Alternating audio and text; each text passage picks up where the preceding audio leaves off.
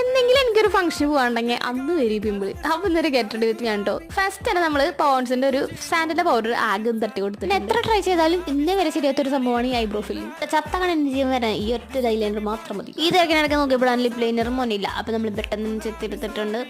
പിന്നെ ഞാൻ ഏതൊക്കെയോ ലോൺ ഷെയ്ഡ്സ് ഒക്കെ കൂടി മിക്സ് ചെയ്തിട്ട് കൊടുത്തിട്ട് ഞാനൊരു ഇൻസ്റ്റാബേറ്റിൽ നിന്ന് വാങ്ങിയിട്ടുണ്ടായിരുന്ന ഔട്ട്ഫിറ്റ് ആണ് തോന്നിരുന്നത്. ഇങ്ങനെയുണ്ട്, അടിപൊളിയല്ല, നല്ലൊരു സിമ്പിൾ ഔട്ട്ഫിറ്റ് ആണ്, എന്നാൽ കൂടി ഒരു പാർട്ടി വെയർ ആയിട്ടും യൂസ് ചെയ്യാം. അതിനിടയ്ക്ക് ഞാനൊന്ന് പോയി ഇയറിംഗ്സും വാച്ചൊക്കെ ഇട്ടിട്ടുണ്ട് കേട്ടോ.